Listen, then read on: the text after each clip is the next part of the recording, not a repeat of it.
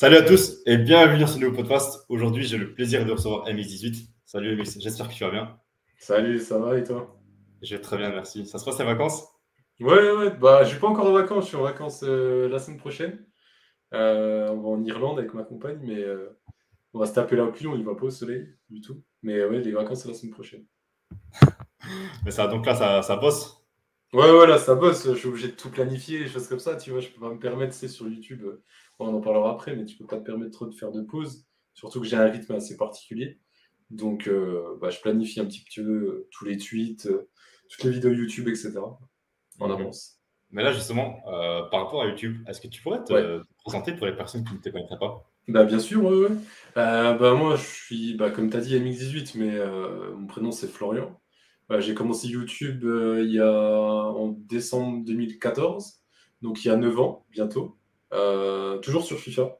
Quoique, j'ai fait deux trois vidéos sur Call of, tu vois, à l'époque. Mhm. Mais ouais, toujours sur FIFA. Et puis, j'ai mis 3 ans à en vivre. J'avais fait ça en parallèle de mes études à l'époque.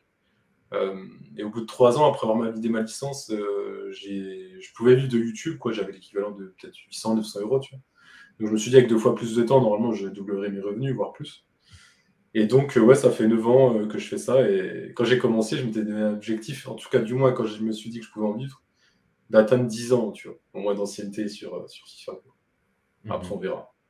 Et là, il te reste combien d'années? Du coup, il te reste un an. Il me Voire reste un an. un an, ouais, en décembre, ça fera 9 ans. Et puis après, il me restera décembre 2024 comme target, mais on verra, quoi. On verra. Après, le but, c'est de continuer le plus longtemps possible parce que c'est un des plus beaux métiers, selon moi, tu vois. Mhm. Mais c'est un peu plus imposé à moi que je l'ai imposé à moi. Ça, c'est imposé Mhm. à moi, c'est le destin, quoi. Ouais. C'était pas Et prévu. j'imagine. Mais comment est-ce que tu as fait pour pouvoir te lancer sur YouTube? Comment j'ai fait?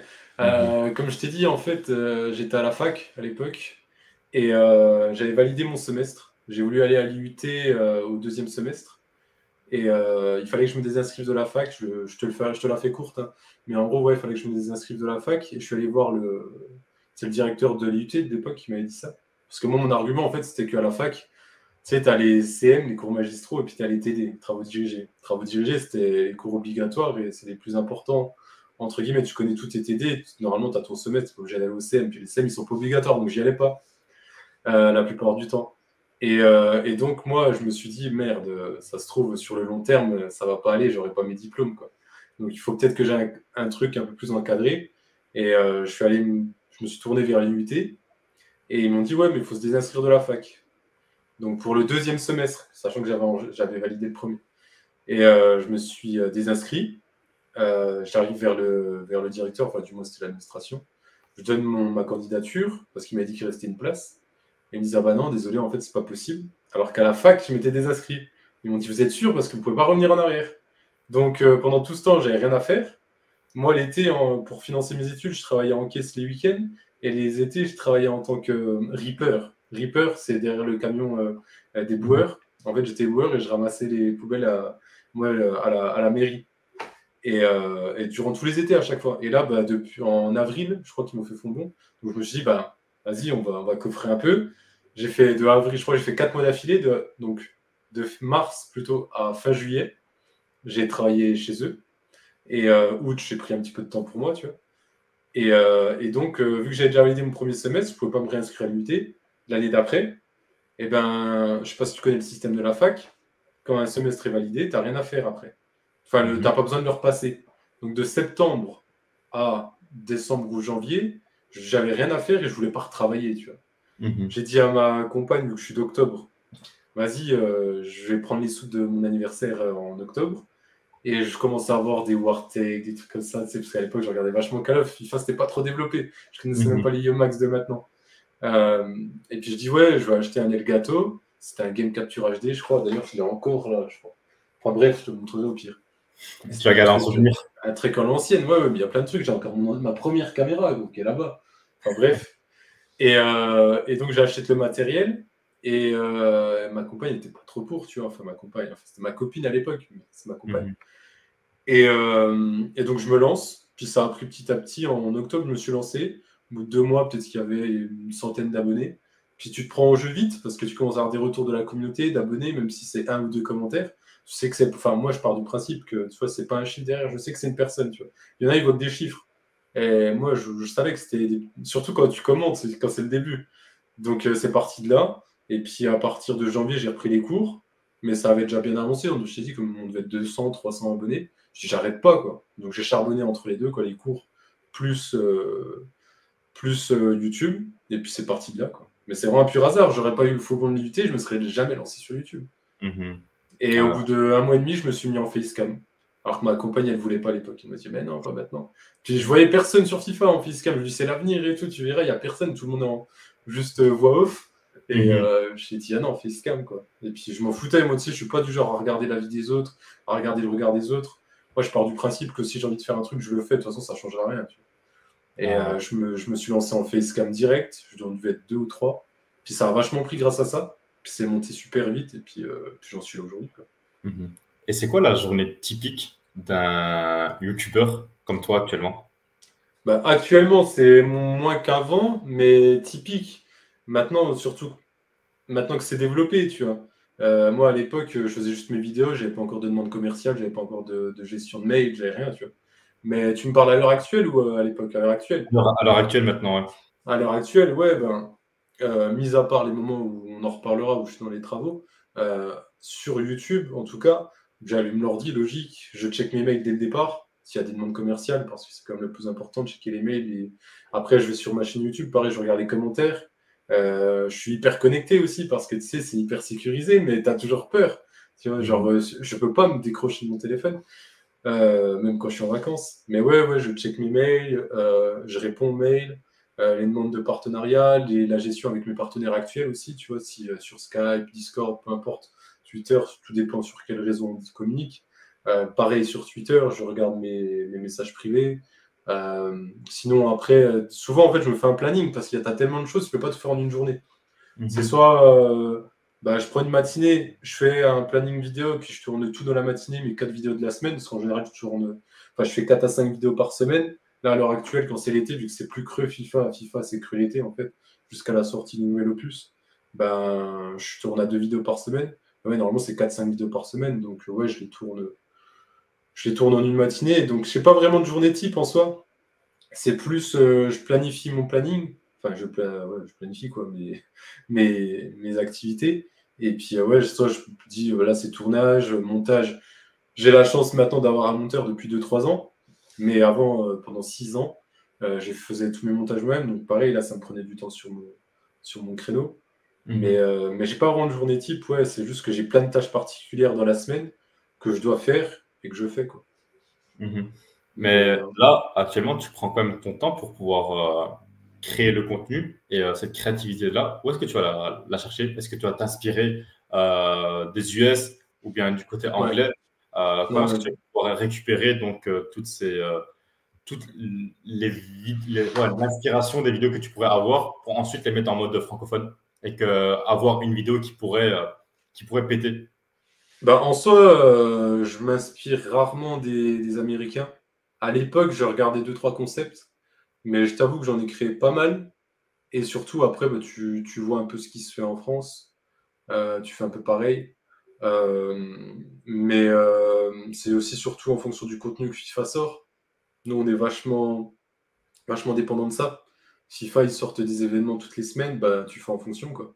Mhm. Forcément. Après, quand tu crées un peu du contenu plus original, bah, tu testes des choses. Parce que moi, des fois, je vois des choses qui marchent pas plus que ça, puis tu les testes en France, elles marchent. Il y a pas mal de mimétisme à faire, tu vois, notamment dans le business, où souvent les Américains, ils ont 3 4 voire plus d'années d'avance. Puis tu refais tout pareil, et puis tu as juste à faire ça, puis ça marche. Sur Mhm. FIFA et YouTube, c'était pas trop ça. Ça n'avait rien à voir, parce que par exemple, tu vois, il y avait un gros aspect collectif. Et les collectifs qui se créent aux États-Unis, ici en France, ça s'est pas fait, tu vois. J'en avais eu l'idée d'en faire un, ça s'est pas fait. Mais ouais, sur les idées, c'est de plus en plus dur parce que, comme je te dis, ça fait 9 ans quand même que je suis là-dedans. Puis ça se renouvelle pas beaucoup. Mhm. Chaque année, il y a les mêmes événements sur FIFA, etc. Donc, en soi, moi, c'est pour ça qu'au départ, je m'étais donné 10 ans. C'est parce que j'avais peur de tourner en rond. Et moi, je m'ennuie très, très vite dans la vie. Sans mentir, il y a très peu de moments où je me lasse pas d'un truc.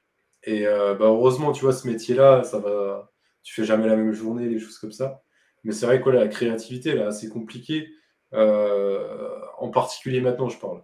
Les six premières années, ça allait, tu vois, j'arrivais à bombarder les vidéos, etc. Et puis, et la créativité, elle venait toute seule. Mais là, c'était plus compliqué, quand même. En ce moment, c'est plus compliqué, je trouve. Après, peut-être avec l'IFC, le nouvel opus, ça ira mieux. Ah, Là, je suis hype et je suis motivé, on verra. On verra.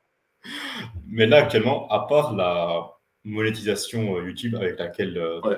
tu as envie, est-ce que tu as d'autres débouchés que YouTube t'a ramené? C'est-à-dire de déboucher d'autres sources de revenus? C'est ça, ouais. Est-ce que grâce à YouTube, tu as pu avoir d'autres opportunités plutôt? Ah bah grâce à YouTube, ouais, j'ai eu plein d'opportunités. C'est-à-dire que déjà, bon, YouTube, j'avais jamais traversé la frontière française. Tu vois, je suis né en France et avec mes parents, tu vois, ils avaient des métiers, des salaires modestes, quoi, tu vois. Donc on allait en vacances tous les 2 ans à peu près, et c'était toujours dans le sud de la France, parce que j'ai de la famille vers Narbonne, tu vois. Et donc, on partait là. Et déjà, en débouché, genre, j'ai voyagé hors de la France grâce à YouTube. Si, j'étais allé en Belgique, comme je t'avais dit, parce que j'avais un oncle qui habitait en Belgique, mais même la Suisse et tout, j'étais jamais allé. Mais ouais, j'ai voyagé grâce à YouTube. Truc de fou, vraiment, hein. Je suis allé dans 6-7 pays, Europe, hein, pas hors Europe encore. Mais ouais, débouché, grâce à ça, j'ai voyagé. J'ai eu plein d'opportunités, des opportunités de travailler avec des marques. J'ai travaillé avec Adidas pendant 3 ans et demi, 4 ans. J'ai travaillé avec Puma pendant 3 ans. J'ai fait des trucs avec des joueurs pros, avec des clubs. Euh, les rencontres avec les abonnés, tu crées une communauté. Enfin, il y a tellement de débouchés, c'est fou. Franchement, je ne pourrais pas tout citer. J'en oublie beaucoup, tu vois. Même juste le cadre YouTube, c'est une fierté, tu vois. Juste quand tu passes les 100 000 abonnés, tu te rends compte à quel point c'est pas qu'un chiffre. Et tu te dis, il y a 100 000 personnes qui ont cliqué dessus, tu vois, qui ont cliqué sur le bouton s'abonner et qui sont derrière. Certes, ils sont plus tous là parce que tu évolues avec le temps, tu n'as plus les mêmes passions. Donc, il y en a, certes, ils te regardaient quand ils étaient gosses, je sais pas, ils arrivent au lycée, à la fac, ils n'ont plus le temps de te regarder. Ou même ils changent parce qu'on est des instruments de consommation, entre guillemets, tu vois. On est Bien des sûr. produits de conso. Et donc, comme moi, hein, je regardais un YouTuber pendant quelques mois parce que je suis hype par ce qu'il fait. Puis après, je passe à autre chose, comme une série ou autre. Mais ouais, tu as beaucoup, beaucoup de débouchés grâce à YouTube. Même juste travailler avec des marques, je t'ai dit, te déplacer. Enfin, moi, c'est notamment le fait de voyager. Euh, alors qu'avant, j'avais pas eu la chance de voyager, même offrir des choses à mes petits frères, j'ai plein de cadeaux. Enfin, plus t'es connu, entre guillemets, c'est ça, c'est un peu mal foutu, je trouve. Même si c'est pas, ça serait hypocrite de cracher dessus, parce que pas du tout, justement, je suis très content de ma situation. Mais plus t'es connu, plus t'en as, plus on t'envoie des trucs gratuitement, alors que justement, t'as les moyens de te les payer, tu vois. C'est un truc de fou. Ouais, Enfin, ouais. ça. Mais tu vois, tu des trucs comme ça, t'as des petits cadeaux. Adidas, le nombre de crampons que j'ai, de paires de chaussures, moi, ils sont au garage. Mais le nombre de ballons de foot, enfin, tu vois, tu ressens en plus les vrais ballons de foot, tu vois. Les ballons de foot qu'ils utilisent sur terrain, c'est pas les ballons à 20 balles que t'achètes, que j'achetais tout le temps, quoi. Enfin, Ouais, voilà, ouais. t'as des débouchés de fou, quoi. Forcément. Mais là, en termes d'opportunités business, Ouais, mis à part donc YouTube, ouais. est-ce qu'il y a eu d'autres opportunités mis à part ça? Ouais, bah oui, maintenant, c'est pour ça, là, je vais en revenir aux opportunités plus sources de revenus. Tu vois, donc il y a YouTube avec l'aspect publicitaire, mais je travaille maintenant avec une marque de boissons énergisantes. Je sais pas si j'ai le droit de citer sur tes interviews. Non, tu Euh, peux, mais pas de souci. ouais, je travaille avec Level Up, une marque de boissons énergisantes. J'étais le premier en France à travailler avec eux, puis maintenant on est beaucoup euh, à travailler avec eux, donc c'est aussi une source de revenus. C'est une opportunité de fou, tu vois, parce que ça te permet de mieux vivre de YouTube. C'est une marque qui t'envoie les trucs gratuitement. Puis je fais quand même attention à ce que j'ai, tu vois. Là, j'ai l'opportunité aussi avec le SC Bastia, comme on a un petit peu parlé tout à l'heure, mais là, pour rentrer plus dans le détail, j'ai signé avec le SC Bastia, donc la structure e-sport. Je suis en charge de leur stratégie digitale. Là, le but, c'est de développer au maximum leur réseau Twitter, enfin le réseau social Twitter, quoi. Aussi, j'ai un rôle à travers mon image, tu vois, entre guillemets, le fait de travailler avec eux, pour eux, j'ai un rôle d'ambassadeur, et puis ça leur apporte aussi une certaine légitimité, une certaine notoriété, entre guillemets, tu vois, parce que moi, je me rends pas compte à quel point on a enfin, les abonnés, ça veut rien dire, tu vois, je croise un abonné dans la rue, je me sens pas supérieur, tu vois, c'est ce que je leur dis à chaque fois. Même il y en a, genre, ils ont mon âge, ça m'énerve, ils me vous voient, tu vois. Je dis toi, moi, il me dit, ouais, mais quand même, machin. Je dis, déjà, on a le même âge. Et puis il me fait, ouais, mais tu sais, t'es quand même. Je fais, non, mais je dis, moi, je suis personne. Je lui dis, tu peux m'appeler Florian.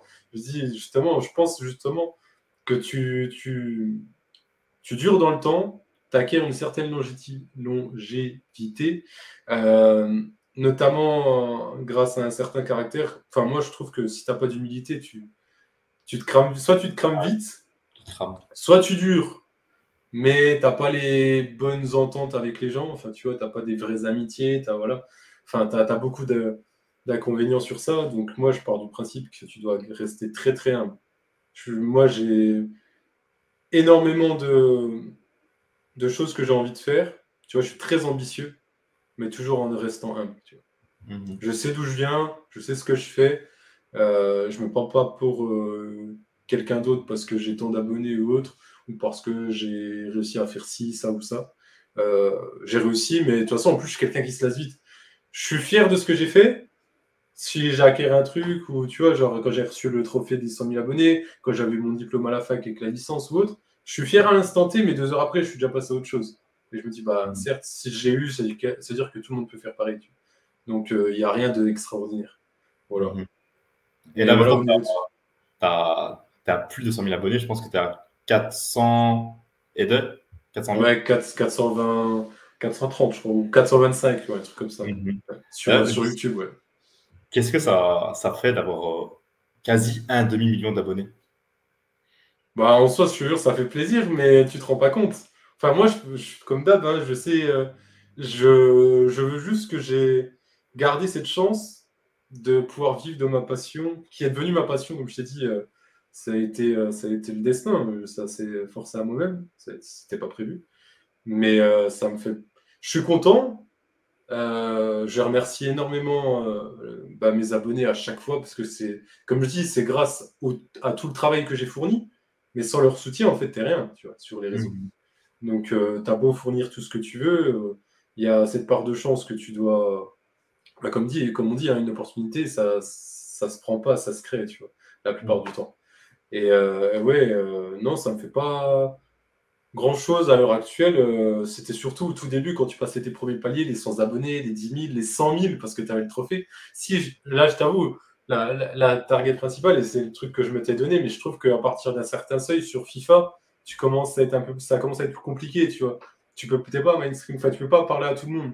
Ouais. Genre, tu dois parler qu'aux gens qui aiment les jeux vidéo. Il y a de plus en plus de filles qui aiment le football et FIFA, mais c'est quand même une communauté très très masculine.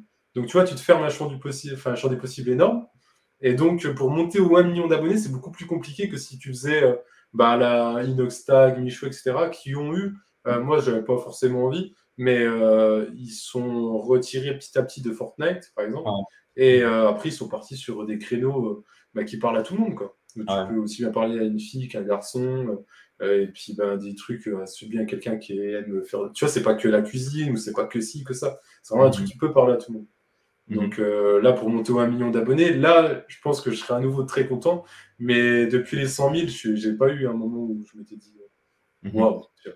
Mais justement, pour atteindre les 1 million d'abonnés, tu ne penses pas qu'il faudrait peut-être transitionner? Totalement. Tu as totalement raison. Sauf que je ne sais pas si c'est l'envie de le faire ou le cran de le faire. Ou en fait, je savais pas, j'avais pas forcément l'envie. Je voulais pas me forcer à faire quelque chose de plus général, juste parce que j'allais avoir plus d'abonnés, tu vois. Pour aller atteindre ce million d'abonnés, pour gagner plus ma vie ou je sais pas quoi. Là, j'ai toujours eu comme passion le football FIFA, puis maintenant d'autres choses qui me parleront peut-être encore moins que le football. Tu sais, dont on a parlé tout à l'heure, quoi. Dont on parlera plus tard, mais non, je sais que c'est ça que je dois faire. Hein. Là-dessus, tu as totalement raison, et puis je le savais bien avant sur. Mais j'avais pas cette envie-là, donc moi je suis quelqu'un qui se force pas, tu vois, donc je suis très bien là où je suis. Si j'ai pas les 100 000, les 1 million pardon, d'abonnés, je les ai pas. Je les aurais pas et c'est pas grave. Le principal, je trouve, c'est d'être passionné dans ce que tu fais, puis heureux dans ce que tu fais. Je veux pas me forcer pour avoir tant d'abonnés, et puis dire j'ai 1 million d'abonnés. Mais je suis pas plus heureux, je suis moins heureux qu'avant. Quoi. Donc ça sert à rien pour moi. Et c'est quoi ton ambition pour les 6 prochains mois, voire la prochaine année? Bah, mon ambition sur YouTube, c'est toujours de perdurer, parce que c'est de plus en plus compliqué, parce que tu as de plus en plus de concurrence. Tu vois les jeunes arriver, et puis ils font des trucs plus nouveaux, où ils ont cette fraîcheur que tu n'as pas, alors que j'ai 28 ans, tu vois, je dis ça. Mais YouTube, tu commences de plus en plus tôt. Tu vois, il y en a, ils ont 14, 15 ans qui commencent. J'en ai un que je connais bien, qui doit avoir peut-être 120 000 abonnés, qui doit avoir 16 ans, 17 ans. Moi, j'ai commencé à 20 ans. Donc, ouais, c'est juste perdurer, d'avoir la chance de pouvoir continuer, de pouvoir continuer à vivre de cette passion-là et puis de pouvoir développer d'autres choses à côté. Mais je sais que je serai toujours amoureux du foot. FIFA, c'est le jeu à part entière, même si ça va changer, là, ça va être IFC, mais c'est le jeu à part entière, donc tu es obligé d'être dessus. Donc, en fait, c'est de perdurer au plus sur le temps. Je me vois pas forcément à 40 ans être encore là-dedans, enfin, dans le domaine de FIFA. Mais si ça peut durer encore jusqu'à mes 35-40 piges, je le ferai, tu vois. Si je kiffe toujours autant, en fait, le principal, c'est pas en soi le fait de me dire, ouais, il faut que je dure encore 10 ans, tu vois. C'est juste de garder cette passion-là. Tant que je suis heureux dans ce que je fais, en fait, c'est qu'il faut que je reste là-dedans. Puis après, bah, c'est à moi de cravacher pour garder cette chance-là, quoi. Je vois. Mais ouais, dans les 6 prochains mois, c'est juste de continuer de développer ce que je fais, puis d'upgrade tout ça, puis pour pouvoir continuer, quoi. Encore plus longtemps, tant que j'ai la passion. Et tu as un objectif personnel que tu voudrais atteindre? Moi, je te dis, 1 million d'abonnés, j'aimerais bien, mais je sais que c'est très, très, très compliqué. Je vois pas comment je les atteindrai, tu vois, à part si il y a des nouvelles opportunités qui se créent sur FIFA ou autre, avec des vidéos qui buzzent beaucoup plus, tu vois, pour amener encore cette communauté-là. Mais sinon, il faudrait peut-être que je me développe toujours dans le domaine du foot, mais pas excentré à FIFA, comme je faisais des fois avec du foot IRL sur terrain. Parce que là, ça peut parler aussi à d'autres personnes qui ne jouent pas forcément qu'aux jeux vidéo à FIFA. Et également des vidéos plus centrées sur le football en général, tu vois. Soit des trucs historiques sur le football, soit des quiz, peu importe. Mais ouais, moi, l'objectif, ça serait les 1 million d'abonnés. Mais comme je te dis, c'est très, très compliqué. Et en dehors de YouTube, est-ce que tu as d'autres projets que tu mets en place? Ouais, ça fait... en dehors de YouTube, j'ai l'immobilier. Comme je t'ai dit, je sais que YouTube... c'est quelque chose d'assez éphémère, même très éphémère par moment, ça dépend de la chance que tu as, ou ça se fait une partie de chance, une partie de travail. Après, voilà, ça dépend aussi de ton parcours, ça dépend de plein de paramètres. Mais ouais, moi je suis en train de charbonner l'immobilier. Je me suis lancé dedans il y a 3 ans. Enfin, j'ai acheté ma RP quoi, il y a 5 ans, 4 ans. Et après, tout de suite après, je pouvais en gros, ma compagne, elle voulait pas que j'investisse dans l'immobilier locatif tant qu'on n'avait pas acheté notre RP après qu'elle ait fini son master. Donc j'ai attendu ça. Et après, voilà, je savais qu'il fallait que je me forme. Donc pendant 1 an, je me suis formé. J'ai lu, comme je t'ai montré tout à l'heure, j'ai une quarantaine, cinquantaine de livres sur l'immobilier, la bourse, le développement perso, parce que tu vois, je suis quelqu'un de très ouvert d'esprit. Puis j'ai tout le temps envie de me remettre en question, tu vois. Enfin bref. Et puis ouais, l'immobilier, j'ai bien envie.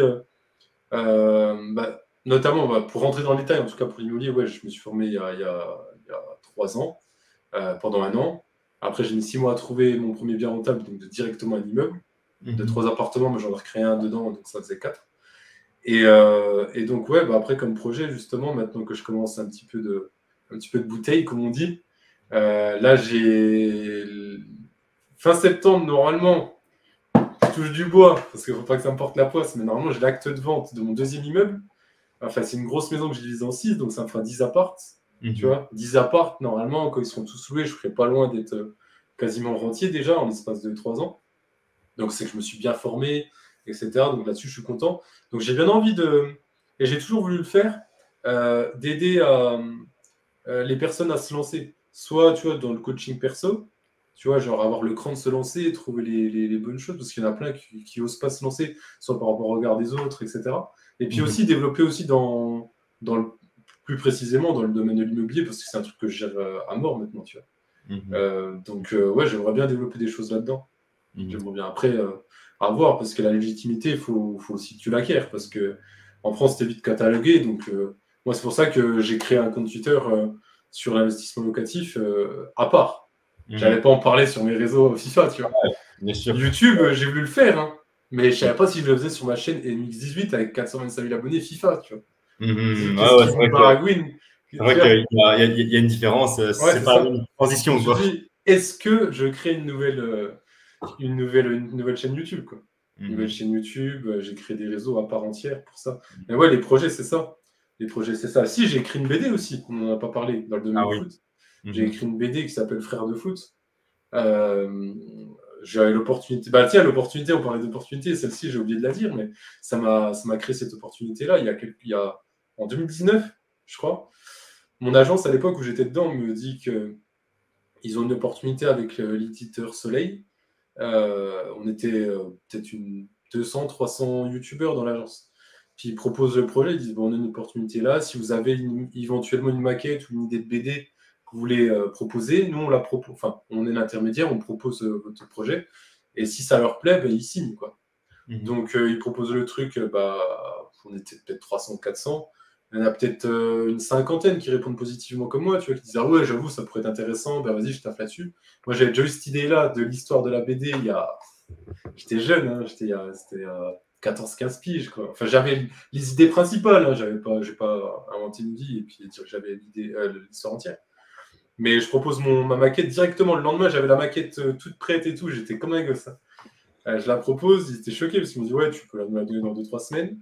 Je la donne, c'est une idée, en fait, ça parle de foot et c'est hyper social, ça parle de foot et d'autisme. Je voulais vraiment une BD qui parle pas que de football, mais qui a un aspect quand même hyper sociétal, quoi.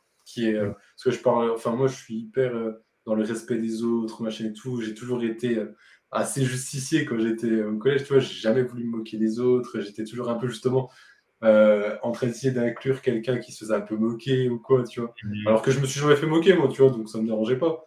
Mais enfin bref, et donc ouais, je voulais un truc pour passer le message aux plus jeunes, parce que c'est une BD qui, pour les ados, pour les plus jeunes, ou même pour les adultes, mais les plus jeunes qui aient un peu ce réflexe-là de voir des choses où on pouvait se moquer des plus jeunes, parce que là, par exemple, c'est un gosse enfin, c'est l'histoire de deux frères, un qui est en passe de devenir joueur pro, qui va signer, puis il va se passer quelque chose, et puis bah, le petit jeune, son petit frère, en fait, il doit s'en occuper, il est autiste, puis c'est un peu plus compliqué parce que bah, il doit réussir à gérer la garde de son petit frère, parce que les parents sont décédés, et, euh, et sa carrière de joueur professionnel.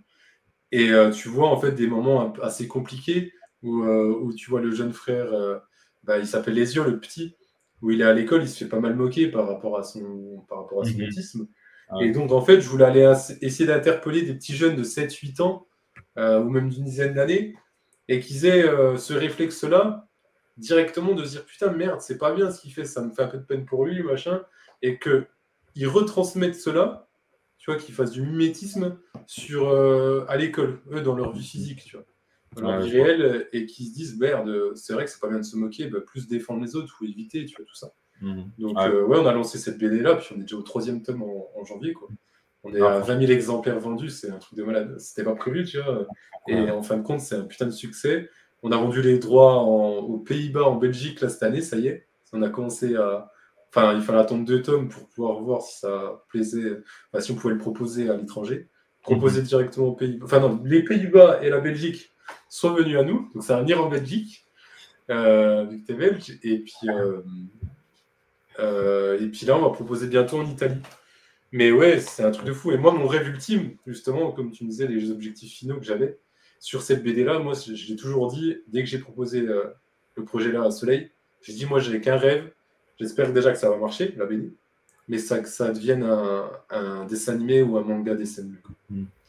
Donc, Ça ouais. serait mon rêve ultime sur l'aspect BD, quoi. Donc, en fait, j'ai pas mal de petits trucs, quoi. Tu vois. Mhm. Ouais, mais en tout cas, pour ça, je te le souhaite. Mais dans tous les cas, on en parlera aussi dans un deuxième épisode Ouais, d'ici avec 6 à plaisir. 7 mois pour voir si l'Italie a été conquise Ouais, avec plaisir. par ta BD. Du coup, on fera ça. Et là, prochainement, on fera également aussi donc, un autre épisode pour ta partie immobilier, vu que Ouais. tu vas aussi devenir du coup rentier. Donc, tu as quand même une certaine expertise dedans que tu pourrais montrer aux viewers.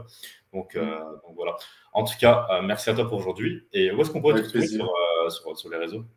Comme c'est noté là, vous notez M18, que ce soit sur tous les réseaux, que ce soit sur Twitter.